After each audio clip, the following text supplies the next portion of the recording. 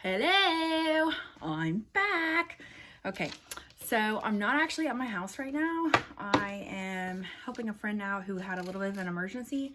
So I'm a little bit out of my element, but you know what? The work does not stop. I actually have my phone set up in a little, it's a little chair from Frozen. So, because it's my niece's. So anyways, we're going to be looking at All Summer in a Day. Now, I have said this on the main thumbnail of this video, but I just want to say it again. If you are watching this video and you haven't listened to the audio or you haven't read the story on your own, you need to stop right now. Stop the video, okay? Stop the video. All right, because you need to have read the story before I go through this. Obviously. Now, if you have read the story on your own or you listen to one of the audio links that I sent you, then you're gold and we're good. Okay, so All Summer in the Day. First off, I'm going to go through the active reading answers or the marginal reading that I think I called them right here. And then we'll go over some of the stuff at the end. So in general, as a general sort of summary here, All Summer in a Day takes place on the planet of Venus. It rains there every day, all day, every day for 7 years straight. You get 1 hour on one day of sunlight, which is pretty terrible, if I do say so myself. I know that since this whole coronavirus thing happened, probably one of the saddest parts of it is that it is so nice outside and we really can't do anything. I mean, yes, we can go outside, but we can't go and really hang out with our friends, which is like, bleh. You know, unless you're under 10 and, you know, keeping the 6 feet distance. People in Ohio go crazy when the spring comes.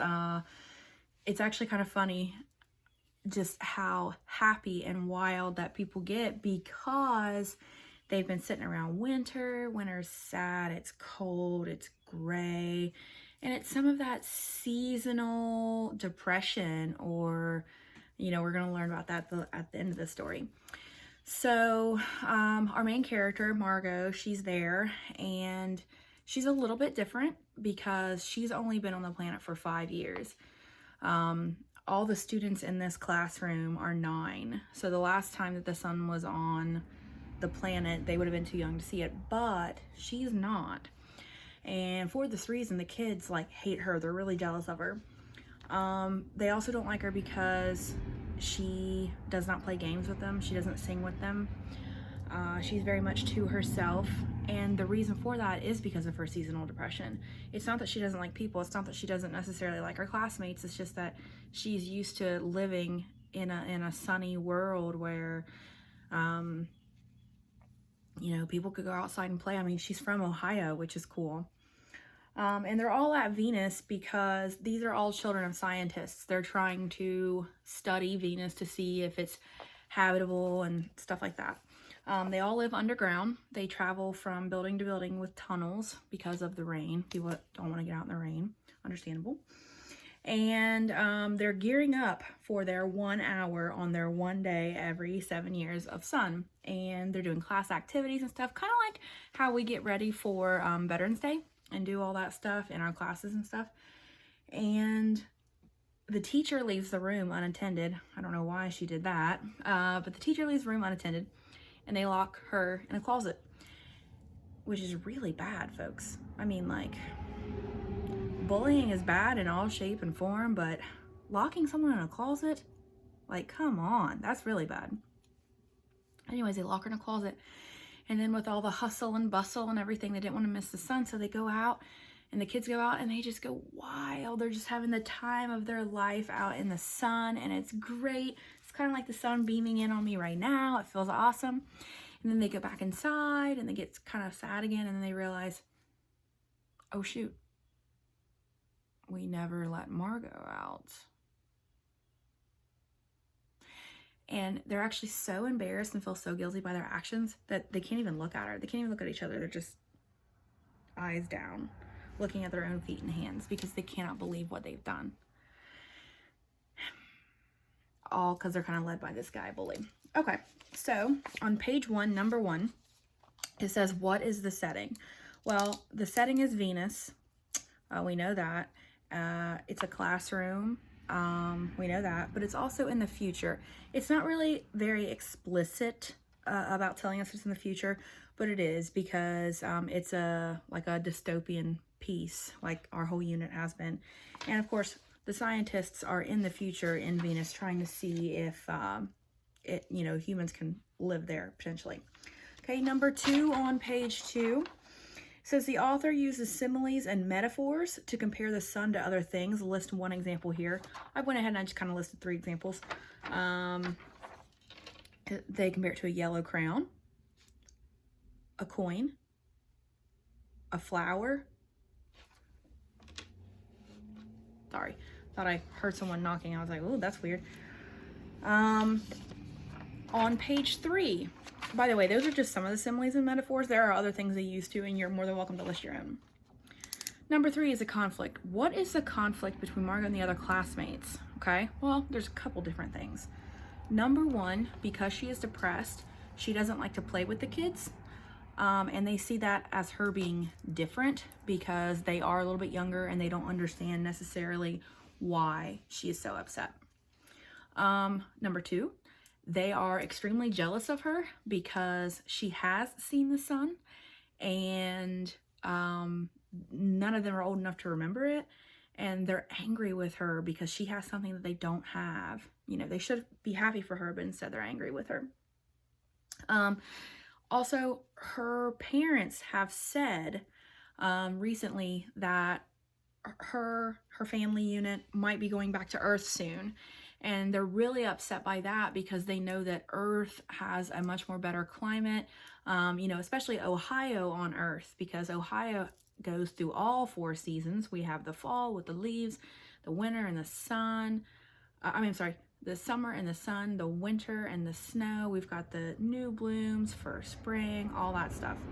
So it's basically kind of like jealousy, and because they don't understand why she's depressed, so they fear it and they're mean, which is not how you should handle depression at all with somebody. Okay, number 4, still on page 3, number 4. It says, make inferences. Why do you think that Margot refused to take a shower? And this one's a little bit different. So just reminding you of the quote here. I know it's kind of hard to see. It's right here on the page, right above this little letter here on page 3. It says, and once, a month ago, she had refused to shower in the school shower rooms. She had clutched her hands to her ears and over her head, screaming that the water mustn't touch her head. Okay? And that's when she knew she was different. The reason why she doesn't want to shower is because now that she's in Venus, at Venus, whatever you want to say, and it does nothing but rain all the time, she's kind of like disgusted with water. And she doesn't want that water to touch her because it reminds her of the outside. And she's so sad because she hasn't seen the sun in like 5 years. Imagine that, folks. We go crazy after not seeing the sun for 3-4 months. She hasn't seen the sun in 5 years. These other kids who are 9 years old haven't seen the sun their whole life. Technically they have, but they don't remember it. We don't know what we did when we were 2 years old. Maybe when we took our first walk or got our first little haircut. Okay, so that's why she doesn't want that water on her. It's kind of almost like a PTSD feeling. And then it's number 5 on page 3. It says to reread lines 88 through 97. If Venus had a climate like Earth, do you think Margot would have had a problem with the boy bully? Explain how that'd be different. And this is kind of an opinion question, but based on my teacher opinion, I don't think he would have had as much problem with her. First off, I think if the climate was more like Earth, she would see the sun more and she wouldn't nearly be as depressed. She might still have some depression issues, but I don't think they would be to the amount that they are right now. Secondly, the boy resents her. He's jealous of her. And we talked about resentment, that word in Copper Sun. He's jealous of her. So, I mean, if the climate in Venus was just like the climate on Earth, then he wouldn't have a reason to be jealous of her, because he would have seen the sun as well. Okay, on page 4, number 6 right here, cause and effect. It says the cause is an event that makes something happen, an effect of what happens as a result of a cause. What causes the other children to dislike Margot? What do they do to her as a result? Okay, so a couple different reasons. She's different. They don't understand her depression at their age, so they don't like her for it, which is stupid. Okay, it's so silly to not like someone because of their mental health issues, but it happens. She has seen the sun. They might be going back to Earth sooner than all the other students. He's jealous for those reasons. And then what do they do to her as a result? Well, it's just relentless bullying. They call her a liar. They say that she doesn't know what the sun looks like, even though she does. You know, maybe when they once tried to play with her when she was younger, now they don't try to play with her at all. They bullied her to the point of stuffing her into a closet on the one day of the 1 hour of sunshine. That's pretty bad. And number 7 on page 4, plot. It says reread lines 115 to 126. What changes do the children notice when the sun comes out? The big thing is the silence. And you've heard rain hitting on the tin roof, or just how it sounds outside, hitting the trees, hitting the pavement, all that stuff. Rain absolutely makes a sound. Some of you think like, oh, I love the sound of rain, I like to sleep to it. But imagine if that was all you heard ever, and it was raining everywhere. If you can just imagine the sound on that, how loud it would be deafening. And then also the rain on this planet is also storms. So you're hearing thunder and lightning all the time. For it just to all stop and be that perfect summer day where there's no noise. See, I can hear traffic right now. I don't think you would hear traffic there because they all have this underground tunnel system. No noise at all. It says they go like this. Feels like their ears have been stuffed. Kind of like when you leave a really loud dance or a concert and you're like, oh my gosh, okay? Your ears are kind of getting used to like the quietness. Like when I leave you guys on a rowdy Monday. Just kidding, guys. I miss your voices, okay? With this corona thing, I miss it. They loved it. They loved when the sun came out though, because they got to play. Page 5, moving right along here. Number 8, it says setting. What's unusual about the plants on Venus? So the plants are a little bit different than what we have here.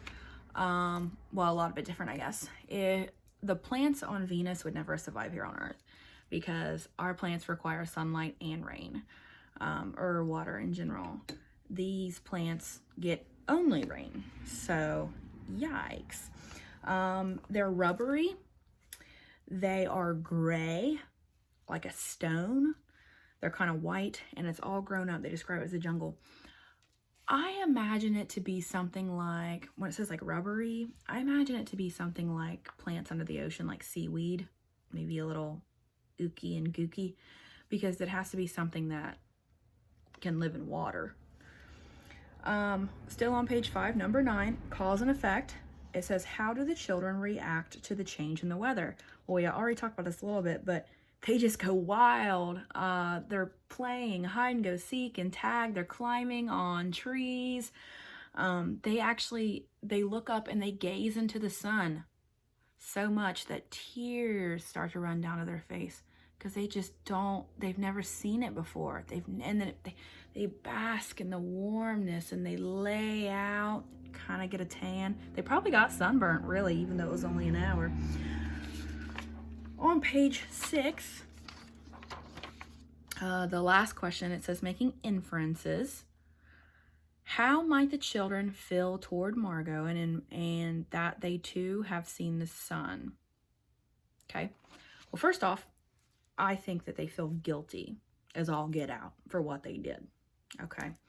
Secondly, I think they're going to feel really mad at themselves because now they know how great the sun is, and they know that she has seen it and then won't see it again for another 7 years, because her parents only said that they might leave the planet, not that they will leave the planet. So I bet they feel like poop, and I would too. I would definitely feel like poop. Okay.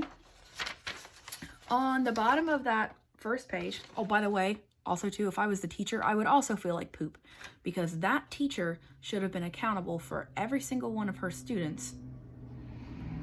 Everyone. She should have had a roster list in front of her, just like when we do a fire drill. That's why we take a list to make sure that all of our students are there and safe. So that teacher should have been fired. Oh well. Okay, so that vocabulary and context here, I'm going to leave these mostly to you because I think that you'll be able to figure the words out, and if not, you can always look them up online. But there's also footnotes through the words, so there should not be any issue in you finding this. With that being said, number 4 has already been done for you. Okay, so the first activity here, there's a little reading about seasonal affective disorder, and I'll go ahead and get through that. It says seasonal affective disorder, or SAD, is a type of depression or extreme sadness that usually occurs during certain months of the year. SAD is believed to be by a cause of lack of sunlight. Often a person may become depressed during the late fall and winter months as the days become shorter and sunny days are fewer. SAD can take away a person's energy and make them feel moody. These symptoms may start out as mild and become more severe as the season progresses. Seasonal affective disorder, or SAD, is also sometimes referred to as the winter blues. Only a doctor can diagnose seasonal affective disorder, so if you or someone that you know may be suffering from the disorder, it's important to discuss it with a physician. This is something that I have, folks. You know, I tell you at the beginning of the year about my depression and anxiety, but SAD is definitely a part of it. And to help battle that a little bit, I take a vitamin D supplement. It was prescribed to me by my doctor. But it is hard. And some people buy sun lamps. For those of you that know me, I like to go to the tanning bed. I don't recommend that because it's really not good for you. I shouldn't be going, but it helps my mental state. So, yeah, do as I say, not as I do. All right, here's some of the symptoms of SAD, according to our little reading here. Depression, hopelessness, anxiety, loss of energy, heavy feeling in the arms and legs, social withdrawal, oversleeping, loss of interest in activities, changes in appetite, weight gain or weight loss, and difficulty concentrating. Then it says the treatment here. Light therapy or phototherapy is sometimes used to treat seasonal affective disorder. The patient sits a few feet away from a specialized light therapy box that mimics outdoor light. Research shows that when exposed to the light, the brain releases a chemical that's linked to mood. Okay, so this is the corresponding activity with that reading. Yeah, there we go. So the first one says, what is the purpose of the article about seasonal affective disorder? Is it one to persuade you to avoid the winter blues? No. Okay, if we live in Ohio, we can't avoid it. Letter B, to convince you that someone that you know has seasonal affective. No, even though someone you might know gets it. C, to describe what it feels like to have seasonal affective. Okay, it did describe that. Or to inform you about seasonal affective disorder and symptoms. Okay, so even though C is true, D is more true. Because this one just says it describes what it feels like. C says, which is true, but this one says, you inform you about seasonal affective disorder and its symptoms. That's got like 2 answers in it, so we're going to go with D. Number 2, if someone is suffering from seasonal affective disorder, they may feel extreme sadness. From what times? Summer to early fall? No, because they have sun. Winter to late spring? No, because not late spring, because we have the sun in the spring. During spring and summer? No. So, process of elimination, B is the only one. Late fall to winter, that's when the sun, we get less and less sun. Daylight savings time comes, we get like less evening sun. Number 3, after reading the article, identify at least 2 more symptoms of SAD that Margot seems to exhibit and describe her symptoms using the details from the story. One example has been done for you. I'm going to do another example on video, and then I'm going to leave the third one to you. So the one that's been done for you is depression or extreme sadness. It says Margot's parents realize how depressed she seems and are actually considering going back to Earth. The text says there was talk that her father and mother were taking her back to Earth next year. It seemed vital to her, vital, like between life and death, that they do so, though it would mean loss of thousands of dollars for her family. Also, when Margot is talking with her classmates, her eyes are described as helpless. So the one that I've done here, loss of interest. She would play no games with the children. She stood there blinking. When they would try to play tag with her, tag, you're it.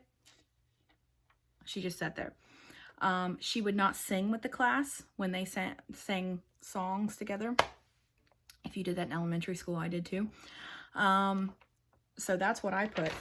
Now, when you write the third one for yourself, which is the other symptoms, remember, you're getting those directly from the article.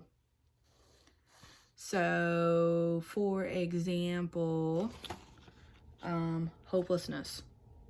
Okay, that'd be a good one. Difficulty concentrating. That's a good one too, because it talks about, there's a couple different times in the story where it talks about instead of like participating and talking and stuff, she would just stare out the window. Social withdrawal. That means withdrawing from your friends. Anxiety. That's a good one too. Okay. Now we've got a lot of textual evidence activities, and I know that you guys just love textual evidence. Okay, so this one's about imagery and textual evidence. This one. Okay, and imagery is when the author puts in something that connects to one of your 5 human interests. So that could be sight, smell, taste, what you hear, or what you can touch, feel. Now, where students kind of get confused on this one is they say, well, they didn't specifically hear something, so this is not an image. But it is. Or like me as a character, just because I don't specifically touch it, it doesn't mean that I don't feel it. So for example, I'm not specifically touching the sun in the sky, but I can feel the beams on my face, okay? When you think about someone laying in bed, if you describe someone laying in bed, you can visualize that feeling. A soft mattress, maybe you've got really crisp sheets, maybe the pillowcase is cold. You can feel that on your head. Or if you walk outside and you're talking about that it's spring, okay, you can smell the flowers in bloom, stuff like that. So the taste had been done for you. It says sweet crystal fall of showers. Sweet crystal fall of showers. If you can imagine, if you've ever been out in the snow or the rain, you stick your tongue out, stuff like that. Okay, sound. I actually put a lack of sound here. On page 4, remember you are writing the textual evidence quote here. It says the silence was so immense that you felt your ears had been stuffed or you lost your hearing. Because a lot of us have experienced that before. Or sometimes, if you sleep with a fan, like I do, when you turn the fan off, it's kind of like that, because you were used to having that deafening sound. When we lost electric at the school right before all this corona stuff, I told my class at one point to be completely silent. I said, listen, because you can always hear like a buzz of electric, but like when the lights go out, when the electric goes out like that, it's really silent. And then I put one here for smells as well. I tried to do the most challenging ones and leave sort of the easier ones for you. They breathed the fresh air, okay? Because you know what that's like when you first step out of school after a long day and or you can smell like in summer, you can smell the heat hitting the blacktop. I love those smells. So what I've left for you to do on your own is sight. Remember, we can see all kinds of things. We see the plants, we see the sun, all kinds of stuff. Feelings, I know it's kind of one we didn't discuss, but you know what feelings are when someone feels bad, sad, angry. This story has lots of feelings in it. And the last one is touch. This would be like when the kids were touching each other, playing tag, when they were climbing trees. Okay, right here is a character chart, and we're looking at ways in which Margot, looking at her characterization. And so what you're going to do is you're going to, right here, you pick 4 descriptive words. That's up to you what you want to pick. And then you pick a textual evidence right here to back it up. So one of your descriptive words might be that she was depressed, that she was unique. And if you want to say that she's unique, for example, you might put that she has seen the sun, whereas her peers have not. She was depressed, you could say, you know, that thing about her parents going back to Earth and it was vital to her. One I put up here was apathy. And you might not know what that means. It kind of basically means, if you're apathetic, kind of basically means you just don't care.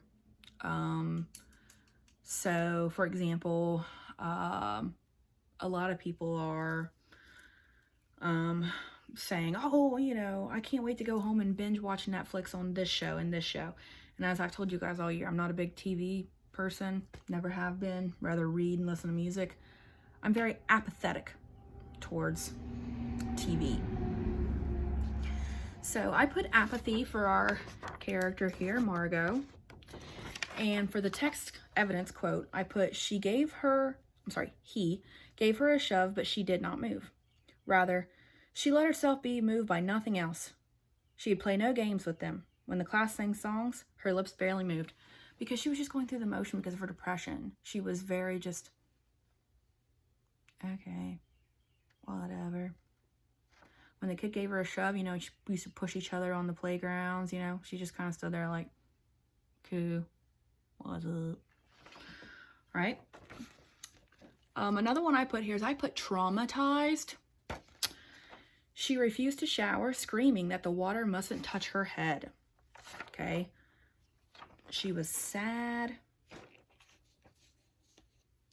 She was a little shy, even, you could put. Okay, so here's some more textual evidence. And this is just listing little sentences for you to find textual evidence. This one's been done for you, and I'm going to do this column for you, and I'm going to leave these 3 up to you on your own.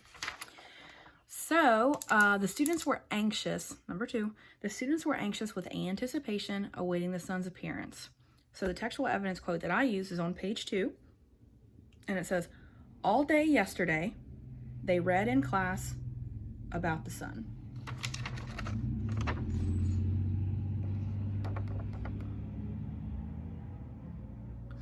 And pause this video, obviously, if you want to take those notes. All right, number 3, I'm leaving that to you.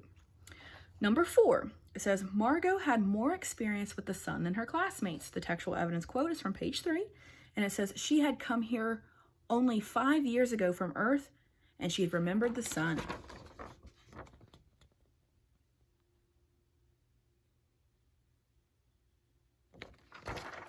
Okay. Number 5, I'm leaving to you. It says, Margot fought back as she was locked into the closet by her classmates. You find the textual evidence on that. But let's do number 6 together. It says, the children enjoyed the sun. Okay.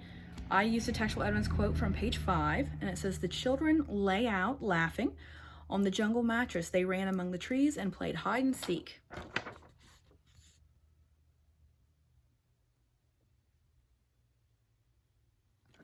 Okay, I'm going to leave 7 to you. It says, the children were devastated when the rain had returned. Find that textual evidence on your own.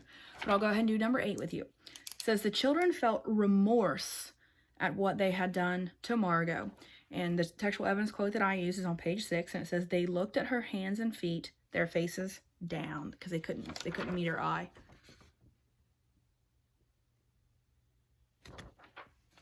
Okay, and then lastly, we've got a classic. Oh, I almost fell out of the chair. So, sorry. We've got a classic character chart here. It might be a little different than what you've seen. First, in the top right, we're going to put title and author. So, All Summer in a Day by Ray Bradbury. That's obvious, okay? And for the exposition down here, the exposition or introduction, another word, the setting. Well, we've got Venus, okay? Rains every day for 7 years straight. And if you remember from the very beginning of the year, we talked about how sometimes the weather conditions are relevant to the setting. Sometimes they aren't, but in this aspect they are. And then I just added future because this is a dystopian story. It is set in the future. Now, the main characters, I'm going to leave that to you. Don't forget Margot, but I'm going to leave that part to you, okay? The inciting incident, I'm going to leave that to you as well. But basically, what that is asking is, what is the main problem here? What is the main conflict, the main issue? If you need a hint, think about the weather. The big overarching issue, the issue that affects everybody. Okay? And the point of view is third person. That's when the author is back and he's telling the story about like everybody, all the classmates, Margot and all of her classmates and the teacher and the environment and everything. And then the rising action here. So basically the biggest thing that we want to include in the rising action is that the students are waiting for the sun to come out. Okay, the climax had already been done for you, but just to say it, okay, one of the students remembers that Margot is locked in the closet. That's also part of the rising action. They lock Margot in. And then on the falling action, Margot misses her 1 day of sunshine in 7 years. And the resolution here says that Margot will continue her depression. Sad. It's sad. And if you remember, a resolution is the end of the story. It doesn't mean always that the problem is solved. It's just what happens at the end. And then conflict down here. So for your conflict, we talked about this at the beginning of the year too. We talked about the 4 different kinds, you know, man versus society, man versus man, etc. Man versus circumstance. All of those will be relevant here. You can choose whatever you want. I chose man versus society. Man versus society, okay?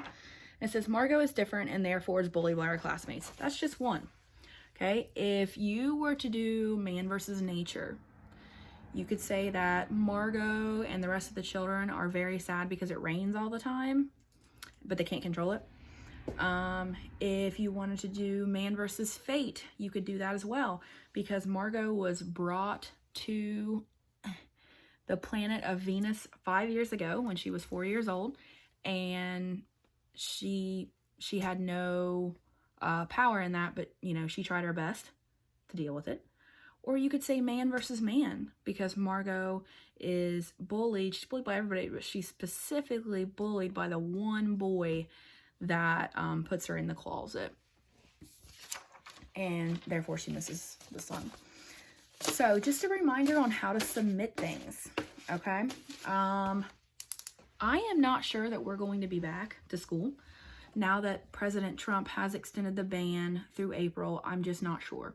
So what you can do, if you fill these out with your pencil or pen, you can take pictures of them with your phone and send them to me, or you can do that scan document thing that I sent you an email about. I showed you how to do it on Android and iPhone, so you can do either of those, which is fine. If you want to open up a Google Doc and type the answers out, so even for the marginal answers, like this, if you just want to type like number 1, the setting of the novel is blah blah blah, you do not have to type the questions. Okay, you do not have to type the questions. Let's see. Is that the ways? Oh yeah, you can also type those out in an email too. It doesn't necessarily have to be on a Google Doc. It's easier on a Google Doc. But either way, all I ask is if you put your heading on it, like in the subject or on the Google Docs so I know what it is. I would be very, very much appreciative of that. And please check your email. I don't know how the other teachers are doing it. I don't know if they're sending emails or just sending stuff through their Google Classroom or whatever. But I have been sending emails to you guys, and I'm going to be honest, I haven't got a lot of work from all of you, which I'm a little concerned about, but please reach out to me. Feel free to write to me whenever you want. I am here for you. I'm at home just waiting on your emails. I will help you as much as I can. You know, you can't text me, you can't call me, nothing like that, but I can help you with email. Just all I ask is just give me at least 24 hours to respond. It might not be 24 hours. I'm actually getting over an ear infection right now. Isn't that great? And it's like my eyes swollen and everything. But anyways, please reach out to me if you need help. Okay? Stay safe, stay healthy. Try to stay in there. Try not to get too anxious or depressed. Enjoy your time. Thank you.